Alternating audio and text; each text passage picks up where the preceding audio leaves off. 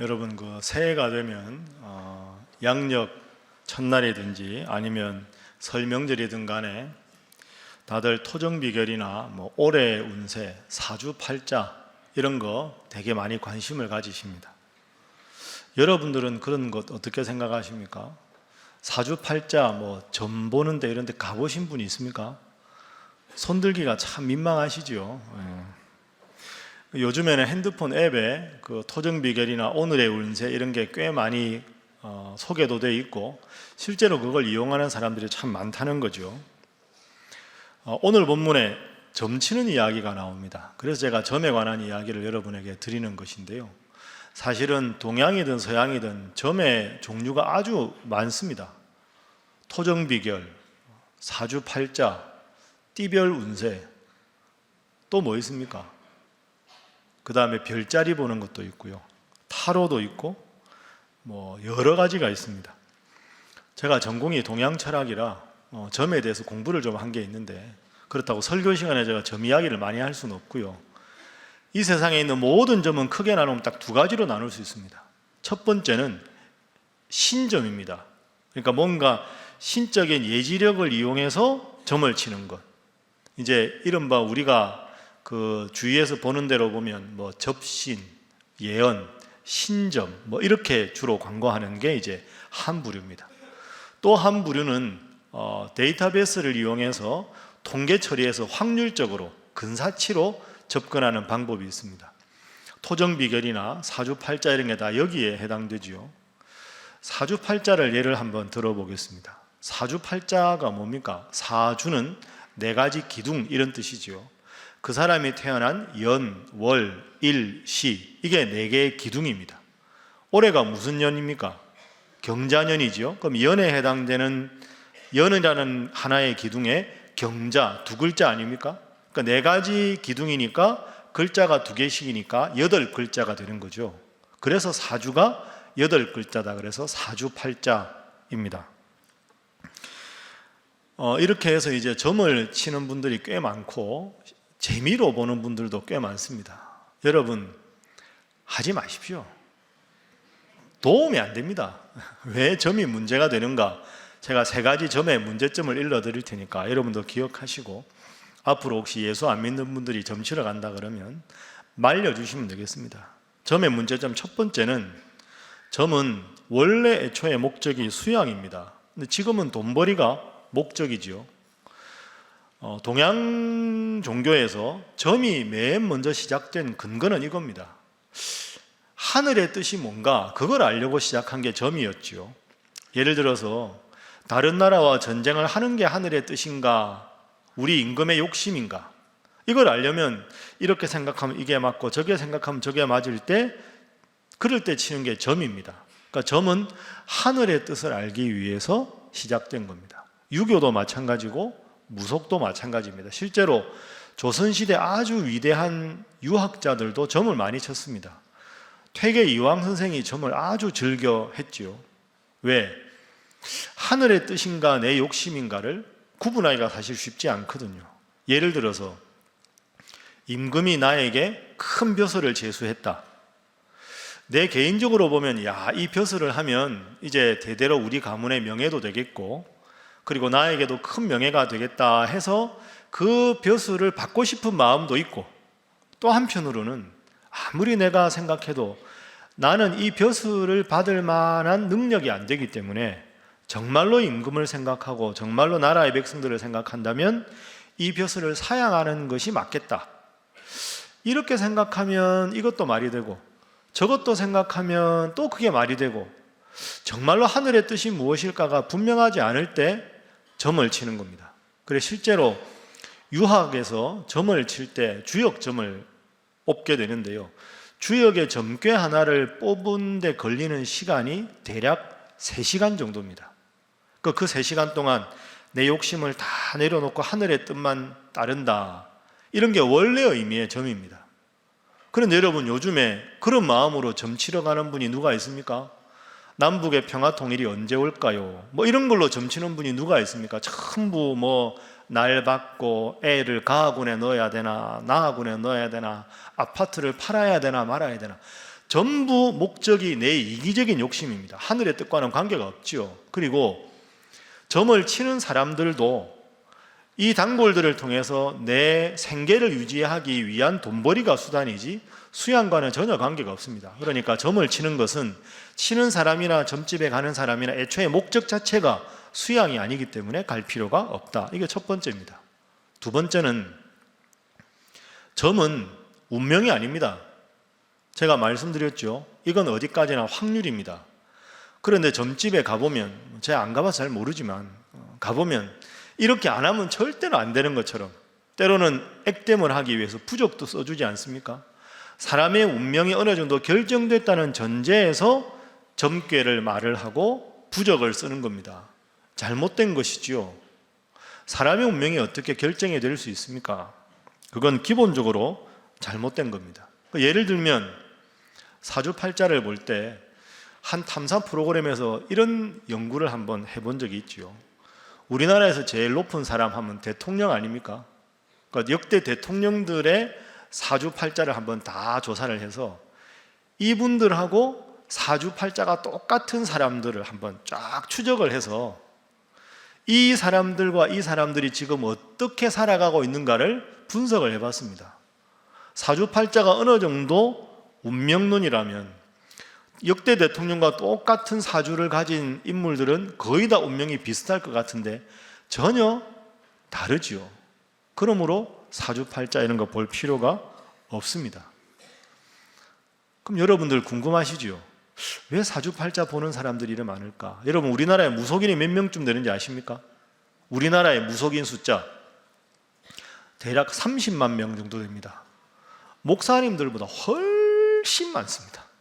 왜 이럴까요? 21세기의 최첨단 문명사회에 왜 이렇게 무속인들이 많을까? 이유가 있습니다. 사람들은 아무리 과학 문명이 발달해도 앞으로 내가 인생이 어떻게 펼쳐질까? 앞으로 내가 어디서 살게 될까? 이 미래에 대한 막연한 불안감 그리고 호기심 이런 건 사라질 수가 없습니다.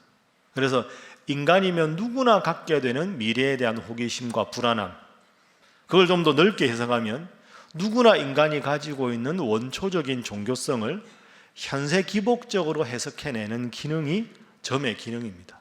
그래서 여전히 점집에 많이 가게 되는 거죠. 제가 이 설교를 1부 때 했는데요.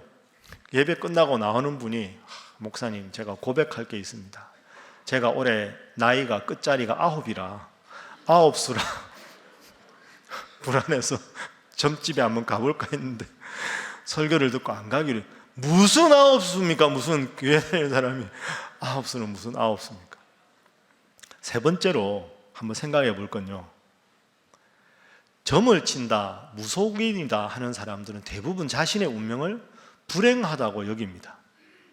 여러분 점을 치는 분들을 크게 보면 두 가지로 나눌 수 있지 않겠습니까?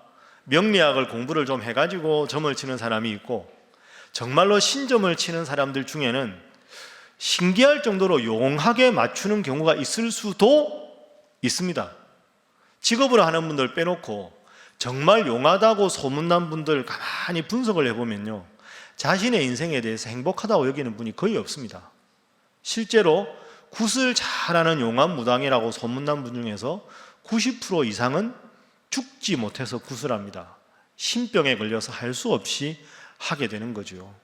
그러니까 남들 보기에는 신령해 보일지 모르지만 스스로의 삶과 운명에 대해서 매우 비참해하고 괴로워하고 불행해합니다. 여러분 생각해 보십시오. 하나님은 그걸 기뻐하시는 분이 아닙니다. 하나님은 우리를 사랑하셔서 이 세상에 창조하신 줄로 믿습니다. 그럼 하나님 믿고 하루하루를 기쁘게 하나님 주신 내 삶을 행복하게 받아들이고 평안하게 살아가는 것이 그게 하나님 믿는 사람이고 그게 기독교인의 특권이지요. 그런데 하나님께 주신 한 번밖에 없는 인생에 대해서 좌절하고 슬퍼하고 마지못해 살아가는 그들의 운명이 얼마나 가엾은 운명입니까?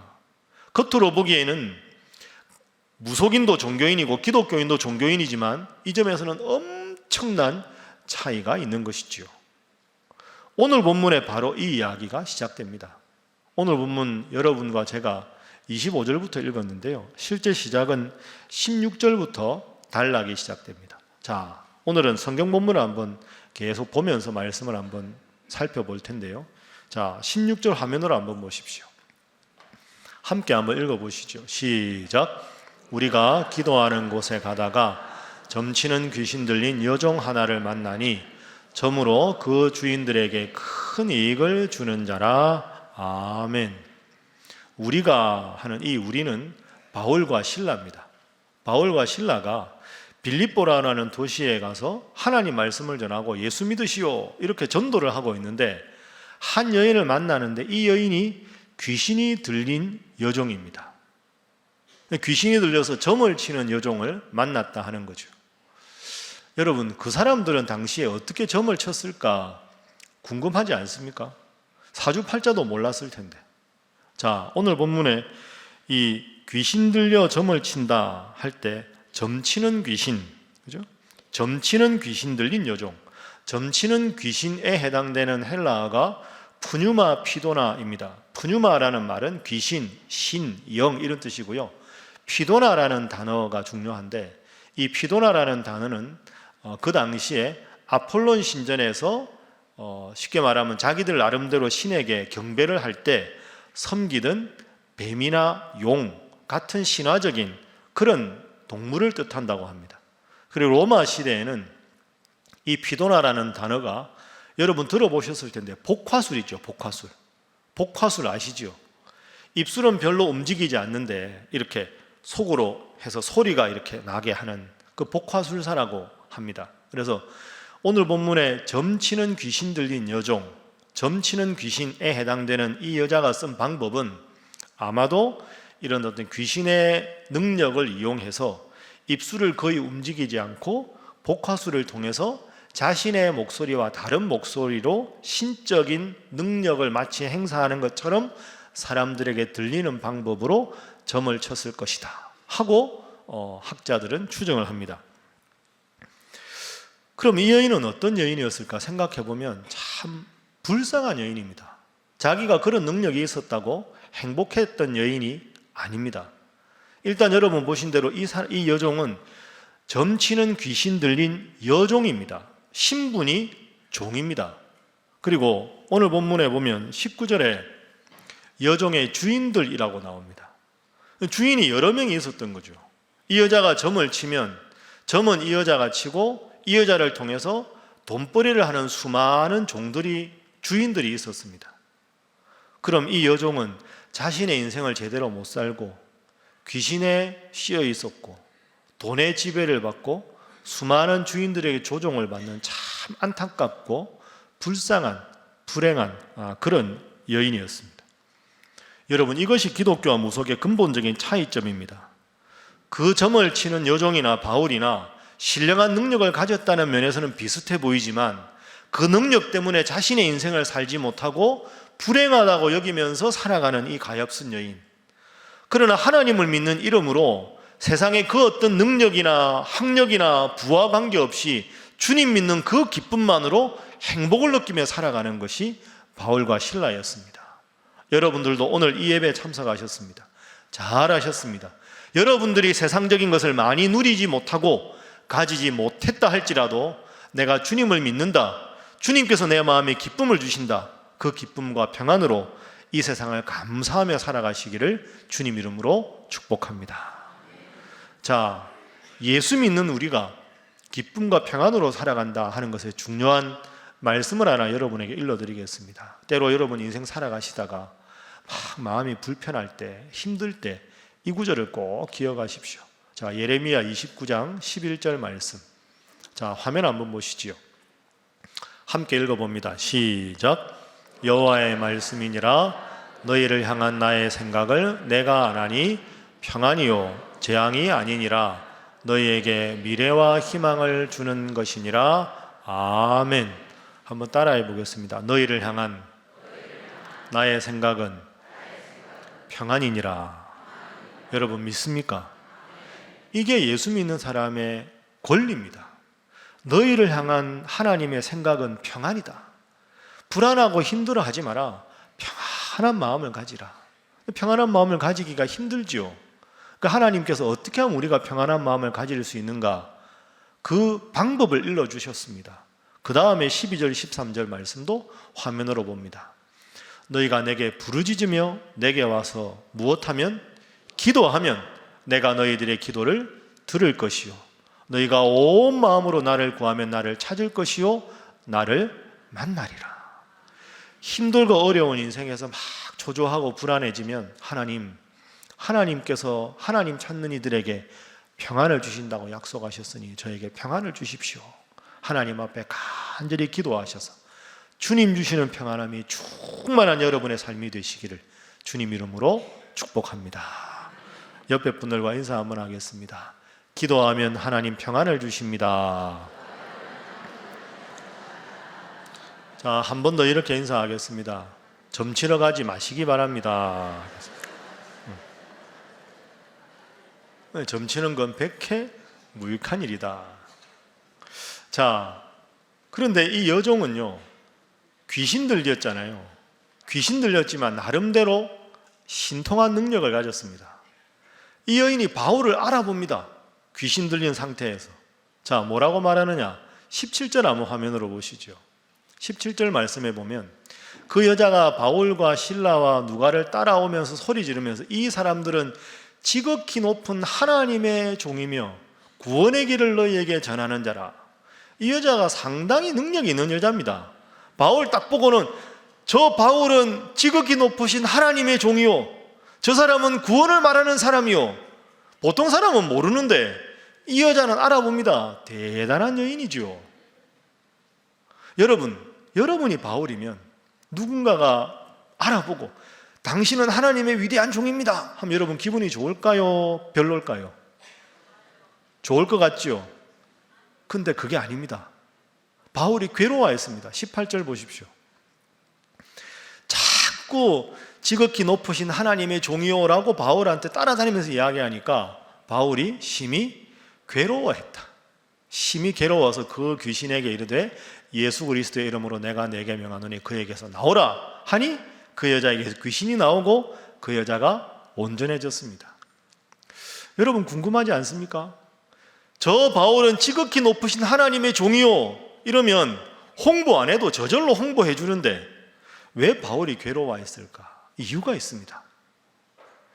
지극히 높으신 하나님의 종, 우리야 하나님 믿으니까 하나님의 종이지만 그 당시 사람들은 하나님이라는 단어가 곧 신이라는 단어잖아요. 그러니까 그 당시 사람들은 그 말을 어떻게 들었을까요? 바울은 지극히 높은 신의 종이요. 이 말은 내가 점치는 내 몸신 귀신보다 바울 저 사람한테 있는 신이 지극히 높은, 훨씬 더 높은 신이요, 저 사람이 나보다 훨씬 더 영험한 사람이요, 이런 뜻입니다. 그렇게 되면 사람들이 그 말을 어떻게 알아들을까요? 바울은 지금 전하고 싶은 게 예수님이잖아요. 예수님께서 여러분을 위해 십자가에 죽으셨습니다. 그분을 믿으면 구원을 얻습니다. 그리고 저 영원한 천국을 가실 수 있습니다. 이게 바울이 전하고 싶은 구원인데 저 사람은 진짜 대단한 신이 함께하는 사람입니다. 이러면 다른 사람들이 야, 그러면 저 사람한테 점괘를 하나 받으면 진짜 신통하겠다. 저 사람한테 가서 기도를 받으면 더 좋아지겠다. 바울이 전하고 싶은 구원과 전혀 다른 의미의 구원을 기대하고 바울에게 찾아오겠지요. 그러면 이 여자가 바울을 홍보하는 게 아니라 바울이 정말로 전하고 싶은 하나님, 예수님에 대해서 방해하는 결과가 되는 거죠. 그래서 여러 날을 참다가 예수 이름으로 귀신아 떠나가라 해서 그 여자를 온전하게 만들어 주었습니다. 예수 이름 앞에 굴복하는 벌벌 떠는 귀신의 모습을 볼 수가 있습니다. 얼마나 잘한 일입니까? 이 여자가 이제 온전한 여인이 되었습니다. 행복하고 좋은 일이지요. 그런데 좋은 일에는 꼭 그걸 싫어하는 사람들이 생깁니다. 자, 어떻게 됐는가 한번 보겠습니다. 19절 화면 한번 보시죠. 함께 한번 읽어봅니다. 시작. 여종의 주인들은 자기 수익의 소망이 끊어진 것을 보고 바울과 실라를 붙잡아 장터로 관리들에게 끌어갔다가. 좋은 일인데 꼭 방해하는 사람들이 있습니다. 귀신 들려서 점을 치던 이 여종이 이제 온전해지니까 주인들이 큰일 났다 싶었던 거죠. 이 종이 점을 쳐야 우리가 살아가는데 이제 점을 못 치게 됐으니까 바울과 실라가 미운 겁니다. 좋은 일을 해주었는데 바울과 실라를 관리들에게 고발을 합니다. 요즘 말로 하면 이 사람은 이 성을 소동하게 한다. 20절에 그렇게 나오지요. 이 성을 소동하게 하는 사람이다. 그렇게 이야기를 합니다. 그렇게 하고는 관리들이 어떻게 하느냐. 자, 20절, 22절 연속해서 한번 화면 보십시오. 상관들 앞에 데리고 가서 이 사람들이 유대인인데 우리 성을 심히 요란하게 합니다. 흔히 하는 말로 혹세무민하는 사람들입니다. 그러니까 그 빌립보 성의 관리가 어떻게 합니까? 22절 말씀에 보면 무리가 일제히 일어나 고발을 하니까 그 관리들이 바울과 실라의 옷을 찢어버립니다. 그리고 매로 치라 두들겨 맞습니다. 23절 보십시오. 많이 친 후에 엄청나게 많이 맞았습니다. 옥에 가두고 간수에게 지키라. 결과가 어떻게 됐습니까? 24절 보십시오. 그가 이러한 명령을 받아 간수가 바울과 실라를 깊은 옥에 가두고 그 발을 착고에 든든히 채웠다. 여기서 깊은 옥은 원문으로 보면 지하 감옥을 말합니다. 햇볕이 전혀 들지 않는 지하 감옥에 바울과 실라가 갇혔습니다. 여러분 상상할 수 있으시죠? 지하 감옥에서 이렇게 옷이 다 찢겨지고 실컷 두드려 맞아가지고 피도 나고 피멍도 생기고 몸이 막 붓고 막 그런 상태에서 이 팔목은 쇠사슬에 매고 발에 착고가 채웠다 하는 말은 완전히 이렇게 두 발을 최대한 가랑이를 벌린 상태로 그 발에다가 착고를 세워서 고정을 시켰다는 거죠. 그러면 옷은 다 찢어지고 피는 나고 피멍은 들고 그 고통스러운데 두 팔도 못 쓰고 가랑이를 버린 상태에서 다리가 아픈데 착고에 채웠습니다. 기가 막힌 노릇이죠. 그럼 바울과 실라가 무슨 잘못을 했습니까? 귀신 들린 사람 온전하게 해준 그 좋은 일을 했는데 이렇게 억울하게 고난을 당하고 있습니다. 참 가슴 아픈 그런 상황입니다. 근데 여기서 반전이 하나 일어납니다. 대단한 반전이지요. 25절 말씀. 자, 화면 보시면서 함께 읽어보겠습니다. 시작. 한밤중에 바울과 실라가 기도하고 하나님을 찬송하며 죄수들이 듣더라. 아멘. 한밤중에 바울과 실라가 기도하고 찬송하니 죄수들이 들었다. 여기서 한밤중에는 밤 12시 자정 무렵을 말합니다. 그 자정 무렵에 이 바울과 실라가 기도를 합니다. 찬송을 부릅니다. 기도와 찬송이 나올 상황이 아니지요.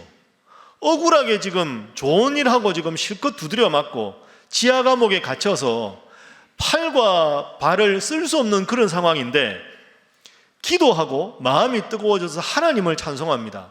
이 찬송하다라는 단어를 원문으로 보면 미완료형입니다. 한두 곡 부른 게 아니라 그 두드려 맞아서 너무 만시창이가 된 몸을 안고 기도하고 계속 찬송을 불렀다는 거죠.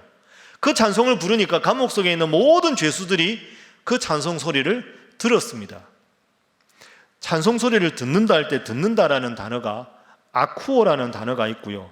에파크로 아우마이라는 단어가 있습니다. 그냥 들리는 대로 듣는 게 아쿠오고요. 오늘 이 본문 24절에 죄수들이 듣더라 할 때 에파크로 아우마이라는 단어는 그 당시에 요즘 말로 하면 시낭송회 같은 데서 좋은 시를 듣거나 아니면 멋진 음악이 연주되는 음악회에서 음악을 듣는 그럴 때 쓰는 단어입니다. 그러니까 지금 바울과 실라가 억울해서 하나님 앞에 막 원망하고 기도한 게 아니고요. 하나님 우리가 좋은 일 했는데 왜 이런 어려움을 당해야 합니까? 하고 괴로워해서 막 원망하고 찬송한 게 아니라 기쁜 마음으로 찬송을 불렀다는 거죠. 계속 불렀다는 거죠. 그 기쁜 찬송을 온 죄수들이 다 듣게 됩니다. 여러분, 이게 기독교의 힘입니다. 이렇게 억울하게 고통 중에서 찬송할 수 있는 종교가 어느 종교가 있겠습니까? 이게 기독교 신앙의 위대한 점입니다. 우리가 인생을 살아가다가 힘들고 어려울 때 오늘 이 장면을 꼭 기억하십시오. 정말 내가 인간적으로 하고 싶은 말도 많고 답답한 것도 많지만 그 답답한 마음으로 하나님을 등을 돌린 게 아니라 하나님 앞에 기도하고 찬송했던 것이 바울과 실라였습니다. 대단한 믿음이죠. 이렇게 찬송하고 기도하니까 더 큰 기적이 일어났습니다. 자, 안 읽을 수가 없습니다. 26절 말씀 다 함께 우리 읽어봅니다. 자, 시작. 예, 갑자기 큰 지진이 나서 옥터가 움직이고 문이 곧 다 열리며 모든 사람의 매인 것이 다 벗어진지라. 아멘. 열심히 기도하고 찬송을 하다 보니까 옥터가 막 갑자기 흔들리고 지진이 나고 저절로 옥문이 다 열리고 그 쇠사슬이 다 결박이 풀리고 발에 있던 착고가 다 풀리고 온 죄수들이 다 풀려나게 되었습니다. 뭐 할 때? 기도와 찬송을 했을 때.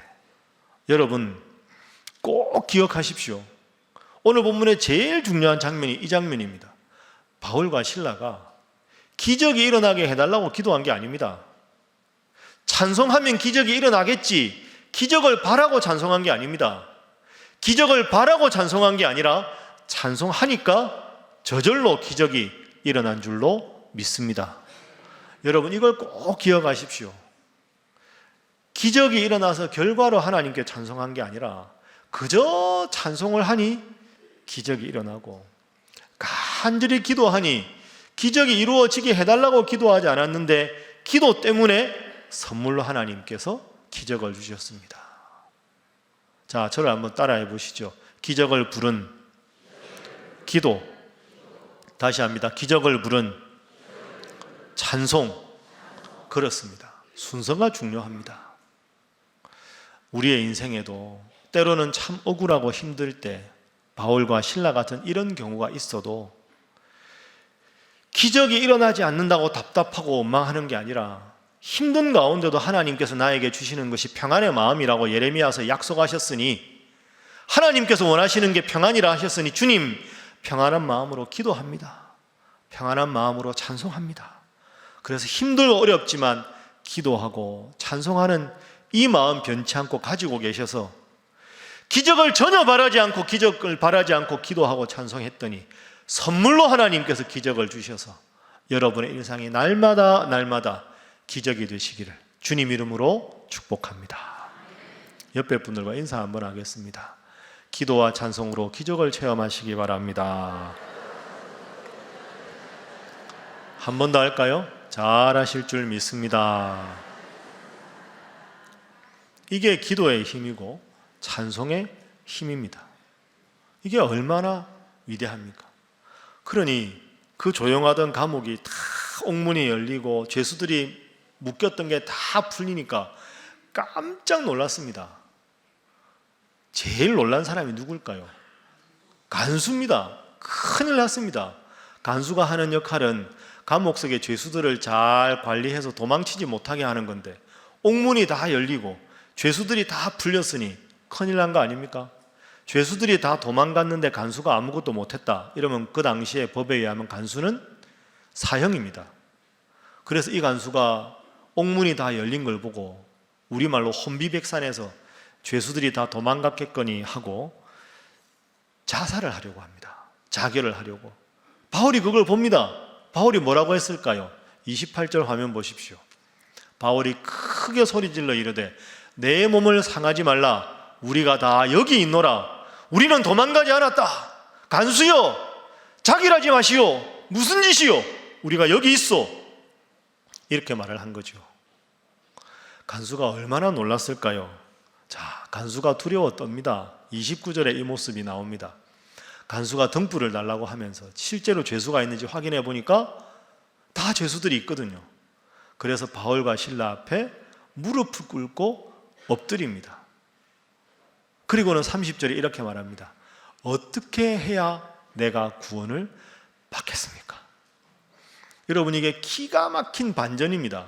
원래 간수와 죄수가 있으면 죄수가 간수에게 구원해 주십시오, 무릎을 꿇고 빌어야 되는데 죄수들은 당당하고 간수가 엎드려서 무릎을 꿇고 죄수에게 나를 구원해 주십시오, 이런 엄청난 역전과 반전이 일어났습니다. 어떻게 해야 내가 구원을 받겠습니까? 바울 선생님 제게 그 비결을 일러주십시오. 바울이 말합니다. 사도행전의 아주 중요한 요절이지요. 31절 32절 다 함께 읽어보겠습니다. 시작. 이르되 주 예수를 믿어라. 그리하면 너와 내 집이 구원을 받으리라 하고 주의 말씀을 그 사람과 그 집에 있는 모든 사람에게 전하더라. 아멘. 주 예수를 믿으시오. 그리하면 간수 당신과 당신의 온 가정이 구원을 얻을 것이요. 당당하게 외칩니다. 이 말을 딱 듣고는 간수가 온 가족들과 더불어서 세례를 받습니다. 33절 34절 해피엔딩이지요. 그 맞은 자리 다 씻어주고 온 가족들이 세례를 받고 마지막 34절에 보면 자기 집으로 바울과 신라들을 다 초청해서 음식 차려주고 하나님 앞에 감사하는 마음으로 함께 기뻐합니다. 그래서 오늘 본문은 참 멋진 해피엔딩으로 마치게 되죠. 말씀을 한번 정리해 보겠습니다. 오늘 말씀에는 두 가지 기묘한 대비가 드러납니다. 첫 번째 대비는 귀신 들린 여인과 바울과 신라입니다. 제3자의 눈에는 양쪽 다 신령하다 하는 똑같은 점을 발견했겠지만 귀신 들린 이 여인은 돈의 지배받고 주인들의 지배받고 귀신의 지배를 받는 불행한 삶을 살았습니다. 그러나 바울과 신라는 하나님께서 함께 하셔서 그 어떤 상황에서도 자족하고 기뻐하는, 감사하는, 행복하는 삶을 살았습니다. 두 번째 대비는 간수장과 바울과 신라입니다. 간수는 몸이 자유로운 사람, 바울과 신라는 죄수의 신분에 묶인 사람. 몸은 자유로웠지만 항상 죄수들을 감시하고 불안했던 간수와 간수장. 비록 감옥 속에 두들겨 맞고 착고에 매여 있었지만 마음은 평안하고 자유로웠던 사람. 기적을 체험한 것이 바울과 신라였습니다. 여러분은 어느 쪽에 서시겠습니까? 여러분, 인생을 살다 보면 우리도 바울과 신라처럼 뜻밖의 고통이 찾아오고 어려움이 찾아오고 정말로 막다른 골목에 처할 때가 있습니다. 막다른 골목에 그냥 주저앉아서 원망하며 신세 한탄하시겠습니까? 아니면 그 막다른 골목에서도 사막에서도 물을 내시고 길을 내신 하나님 믿고 바울과 신라처럼 기적을 체험하시겠습니까? 여러분 잘 기억해 보십시오. 똑같이 햇볕이 비추어도 진흙은 더 굳어집니다. 아이스크림은 스며시 녹아서 사라집니다. 똑같은 햇빛을 받고도 살아있는 나무는 더욱 싱싱하게 자랍니다. 죽은 나무는 바짝 말라서 죽어버릴 수밖에 없습니다. 우리 인생의 가장 고통스러운 순간에도 억울해서 힘들고 지친 그 상황에서도 우리의 인생에 위대한 기적을 일으켜주시는 분, 그분은 우리 주님이신 줄로 믿습니다. 주 예수를 믿어라. 그리하면 너와 내 집이 구원을 얻으리라. 이 말씀 여러분 온 가족들에게 주신 말씀으로 마음속에 깊이 받으시고 그 어떤 상황에서도 평안한 마음으로 찬송과 기도로 날마다 일상을 기적으로 살아가시는 사랑하는 신일의 모든 성도 되시기를 주님 이름으로 축복합니다. 기도하겠습니다. 사랑의 하나님, 오늘 이 말씀을 통하여 예수 이름의 권세를 그리고 그 예수 이름을 가지고 살아가는 멋진 모습을 바울과 신라를 통해서 배우게 하시니 감사합니다. 문제보다 크신 하나님, 고난 중에도 함께 하시는 하나님, 늘 우리에게 평안을 주시는 하나님, 그 좋으신 하나님 평생 잘 믿고 주님 주시는 은혜와 기쁨 안에 살게 하여 주옵소서. 귀한 설 명절 기간입니다. 믿지 않는 가족분들과 함께 할 때 그저 입술로만 전도할 것이 아니라 우리 신일 성도들의 미소와 격려와 칭찬과 사랑으로 어려움 속에서도 기도와 찬양을 했던 바울과 신라처럼 삶으로 전도하는 우리 성도들 다 되게 하여 주옵소서. 예수님의 이름으로 기도하옵나이다. 아멘.